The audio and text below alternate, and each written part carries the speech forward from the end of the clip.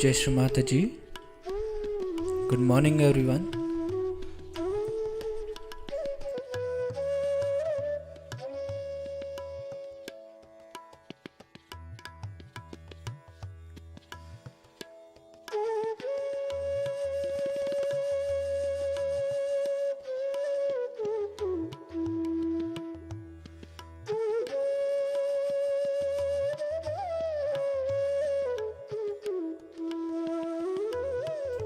Let's all bow down, raise our Mother Kundalini and put Bandhan.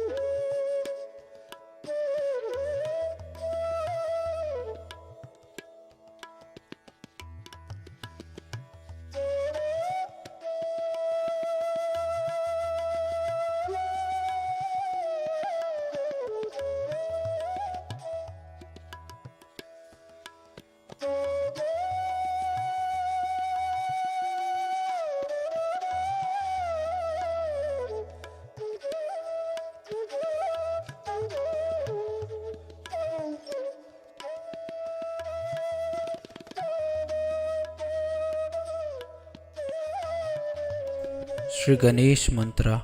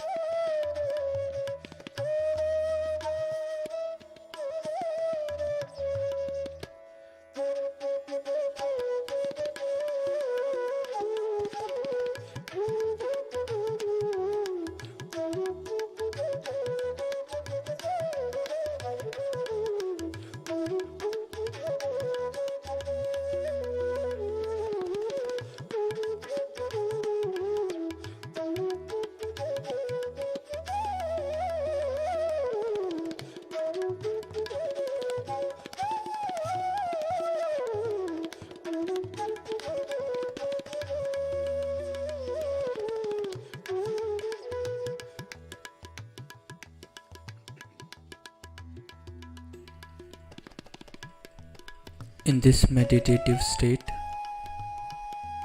we will now hear Shri Mataji's speech.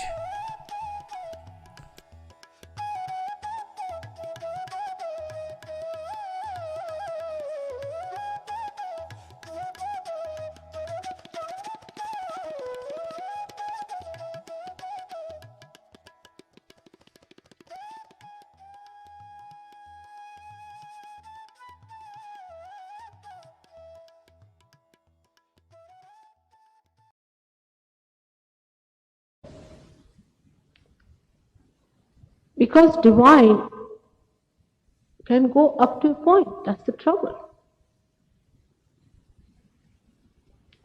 It has no interest in your money, nor in your position, or anything. It has only one interest, that you should take to divine life.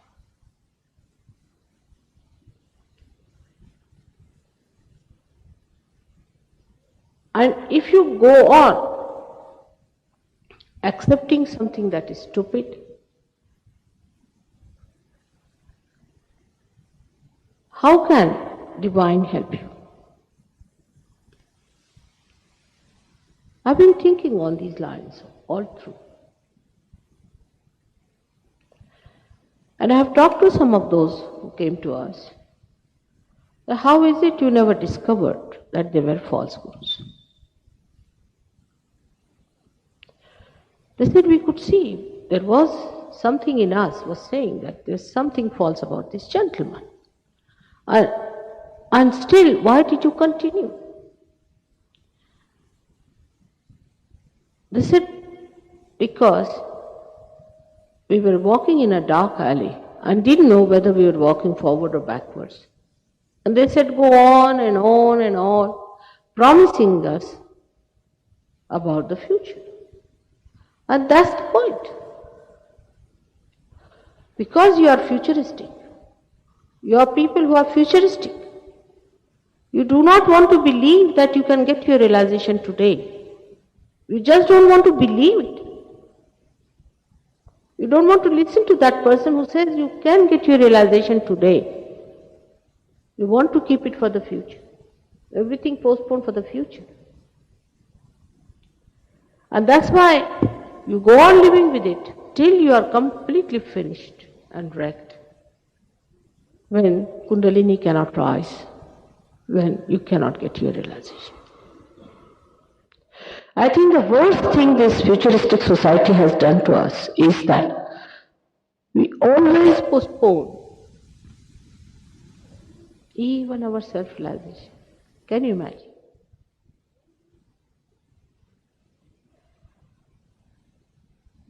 It's a very sad thing. This kind of postponement is going to lead us into great troubles.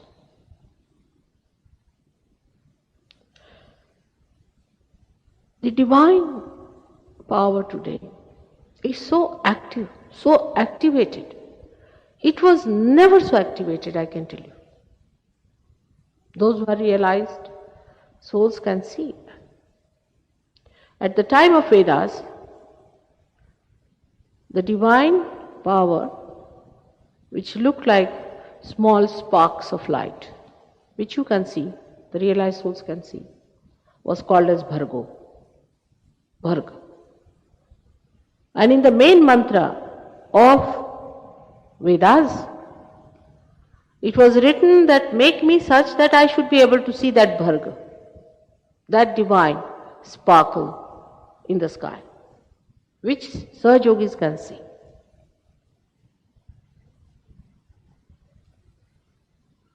And for that, people were willing to sacrifice anything to get to that state where they could at least see that.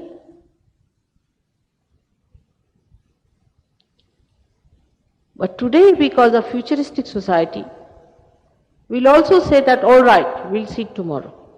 Not today. Leave it for tomorrow.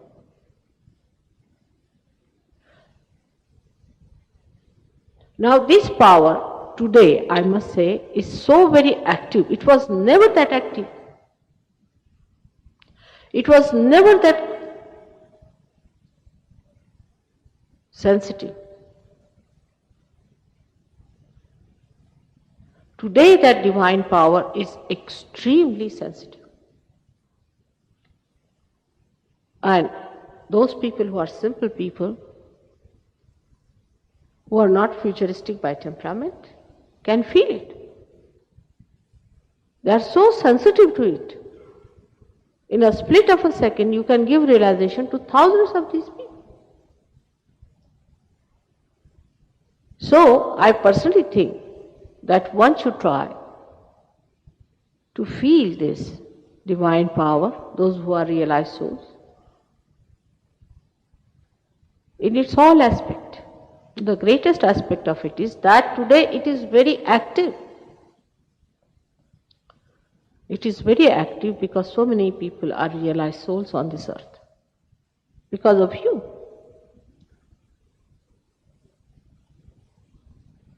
It is working out things in such a dimension.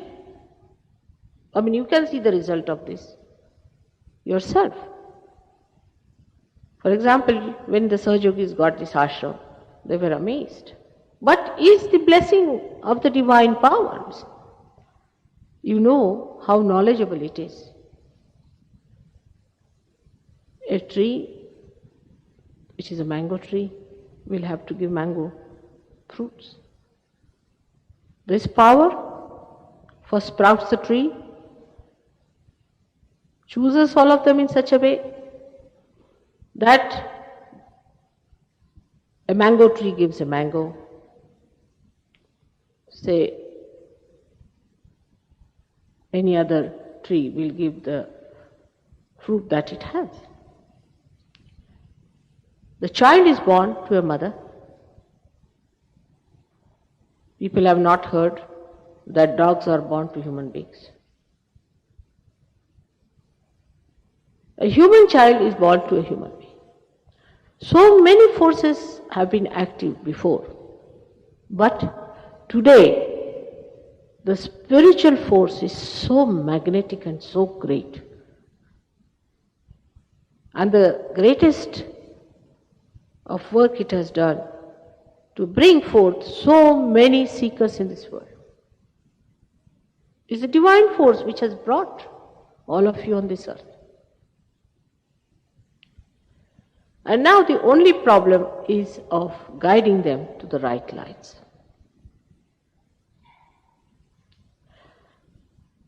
Now the divine power can be called as an universal unconscious for people who are not realized souls.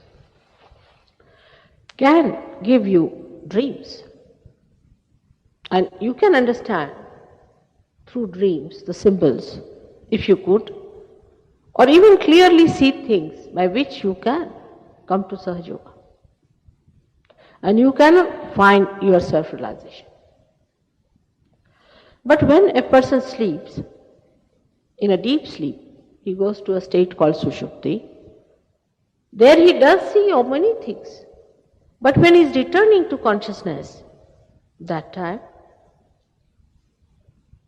there are other layers which cover you, your memory.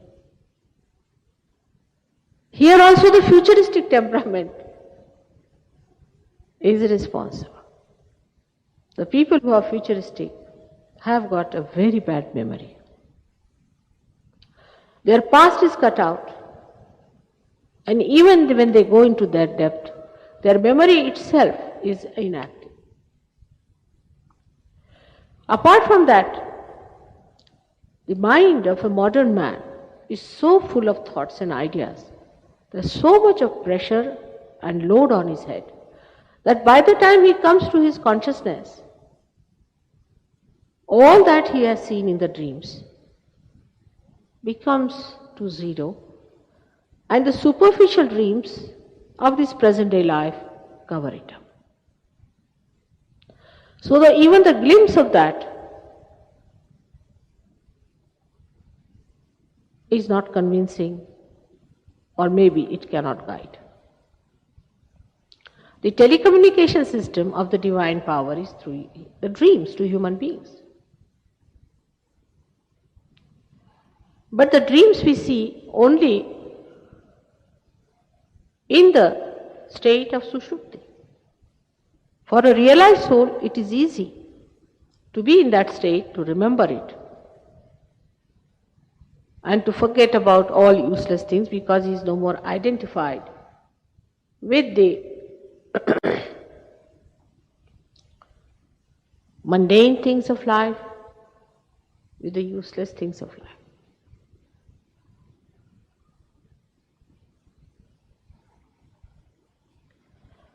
But the guidance of these dreams, I have seen some people had these dreams in Rome. I was surprised.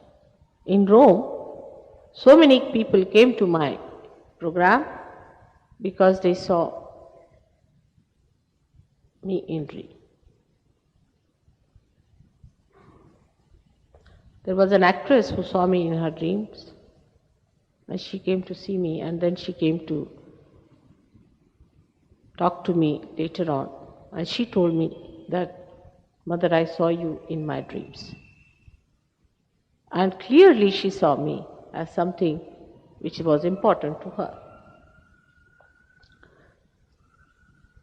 The activity of this divine force is also marked when we are taking our spiritual life to some sort of an organized religious form. Now, you see, any religious form, say Indian religious form, or say in English, or say an Christian religious form, has deviated from reality. One must accept it. It's a fact. Whatever you may say, that churches or temples or all these religions which were really meant for Sahaja Yoga today, there it is. I have to go and work. But where are they? They are going to deny me completely. Why will they accept me? If I am the Redeemer, I have to look after them, isn't it? But they are not going to accept me at all. On the contrary, they will be against me because their activities are either money activities, or you can say other organizational activities and all these nonsensical activities which has no meaning as far as the spirit is concerned. So all such people who are sort of extremely overpowered by these ideas, now just look at the dogmas that people are fighting. Like, I can't understand, Catholics and the Protestants are saying that there are lots of differences. How can you have when the essence is Christ? Essence is Christ. How can you have differences if you believe in Christ? At least on that point you cannot have difference.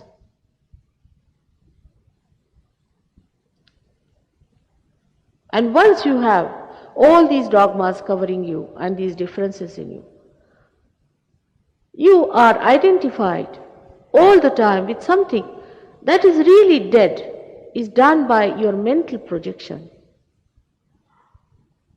So whatever this power may try,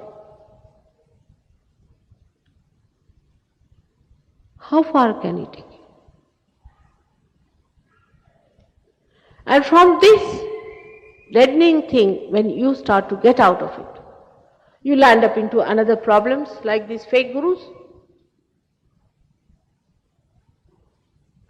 And they are on and on and on, because for them it does not matter.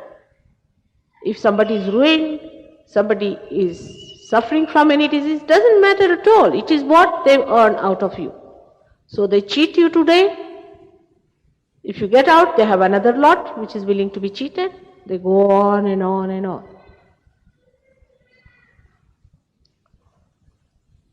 They mesmerize you. They keep you completely under their control. They brainwash you. And there is nothing in between. One side is this darkness of organized ways of looking at things, and another is this kind of mesmeric imprisonment from where you cannot get out. Where is the freedom?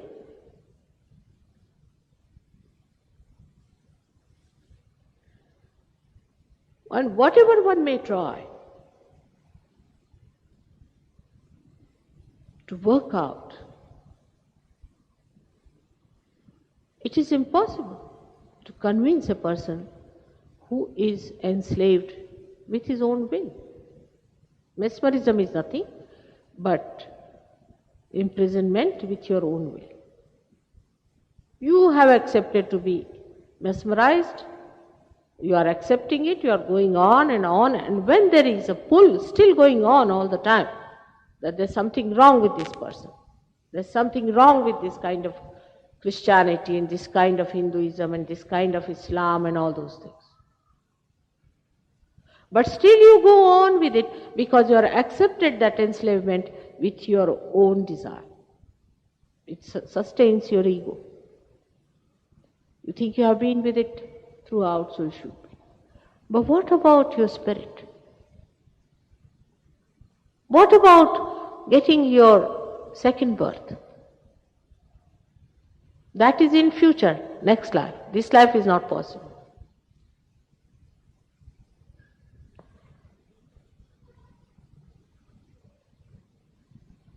It should not be an impossible task. You see, the situation is such today that the whole world is in a trauma, in a shock. And the people who know about the future don't want to look at it in a way, those who really can see it. Because it shows horrible things which can happen to us the way we are moving. Those who know about it know it. And human beings are intelligent enough to understand that there's something definitely wrong with our whole system. And we have not been able to correct it. Also, they have reached this stage. They are not ignorant people today. They are knowledgeable, they understand this. Whether they are with the science or not, whether they are with the churches or not, in their hearts of hearts, I am sure there is a kind of an understanding which makes them understand that this is not the answer. Definitely they have this idea. I am sure of every one of them who are still little bit left free. Maybe a priest may not think like that, but I can't even think of a priest who would not think like that. There's something wrong with this system. I'm on and on with this. I've been doing it every day in and day out. I'm preaching every day, but that's not the end. I mean, if they are dishonest, if they could be dishonest to that extent to themselves, I can't say, but they must be thinking there is a way out. But that doubting is killed every moment by giving new supply of explanations. In the science also, there are many people who understand that science is not the end of everything. It doesn't give you answers to everything. In politics also, people realize that it's a confusion. You can't say what is right, what is wrong. The other day I was seeing a very peculiar type of an argument which was really very foreign to me as an Indian, that they were discussing whether to keep the children with the parents or not, how to remove the children, when to remove, how to delimit. I mean, I can't think of an Indian ever proposing such a thing, that such a government will go to the dust in India if you say such a thing, that will remove your children from you. But that's a different society. This is a different society. But such a confusion between them, that didn't know whether they should remove the children from the parents. They didn't know whether if you remove the children, then are you really going to help the children or not? If the parents are cruel, what's going to happen? I mean, I can't think of parents being that cruel. I cannot think myself, because we had no wars, you see. You had wars, maybe people have become, you see, warmongers still. I don't know. But parents being that cruel that you have to remove children from them is something unnatural, absolutely unnatural, because nature has given you children and nature has given you that love. And how is it that in between these two natural things, some sort of an unnatural happening is taking place? But it is happening, and these confusions only make it possible for me to say that in this confusion only man is doubting today, is this the meaning of our lives? Is it what we are seeking? We have to be honest about it.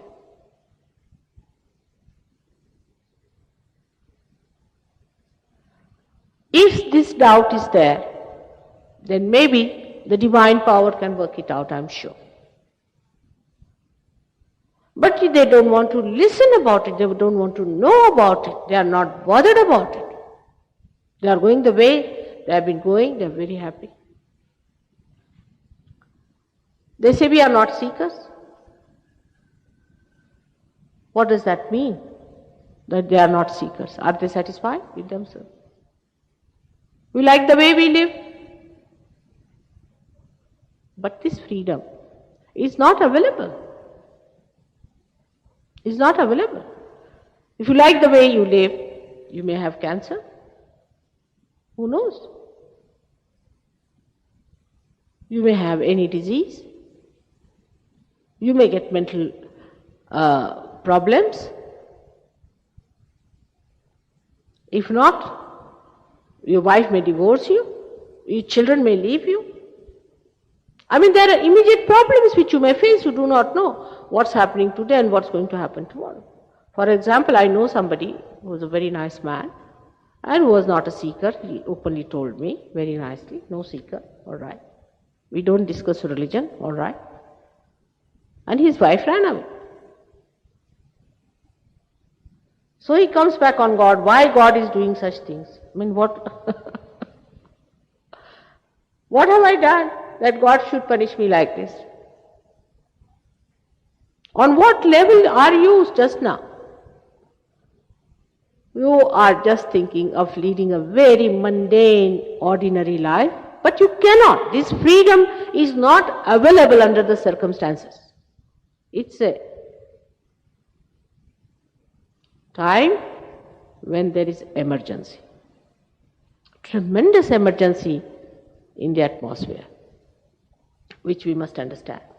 When we talk of the society, the decadent society, this is happening, what is it? What is it? It means that you are placed in a way as if there is plague, and you have to be careful about it, to find out ways and methods, the escape of it, where to get it. You cannot carry on with your mundane type of life, even if you want to, because the problems that are around you, in front of you, at the back of you, are so many that they will definitely take charge of you if you do not become your spirit. It is like that. If they don't want to hear, all right. But they must know there's God's grace on this earth. My grandson, who was only at that time 4 years age, I don't know how he knows so many Sanskrit words. He came to me that it's more surprising that people don't know that there is God's grace working out everything. He's told me. In Sanskrit, it is God's grace is Anukampa. That God's Anukampa is there. They don't know. What do you say to this? They don't know. He's a realized soul, he's a born realized soul, no doubt. But still little child, he said they don't know. And he had that compassion because they don't know they are punished. They had that sort of a feeling that they are blind and that's why they are punished. They don't know. But he doesn't know that they don't want to know also.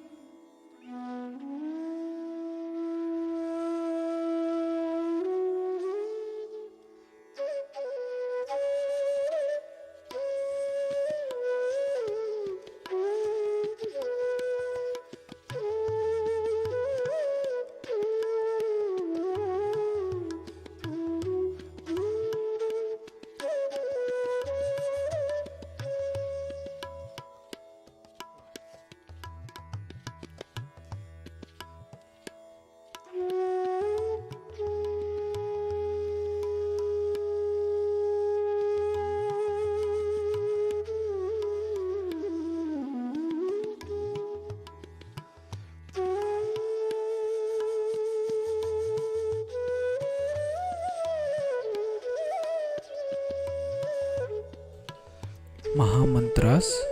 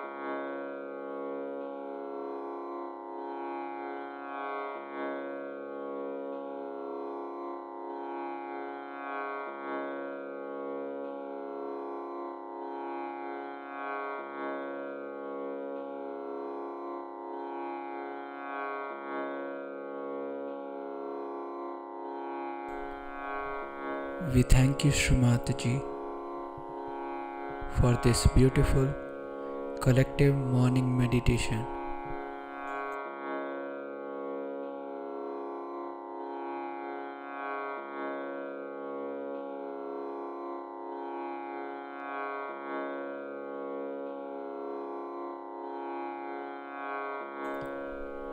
Let us all bow down, raise our Mother Kundalini and put Bandhan.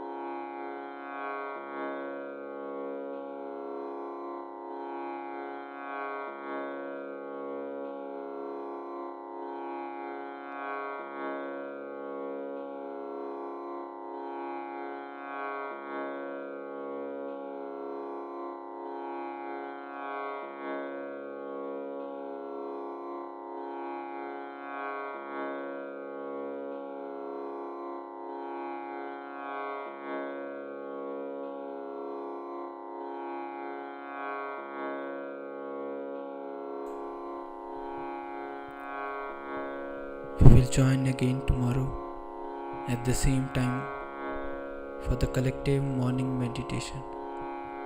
Jai Shri Mataji.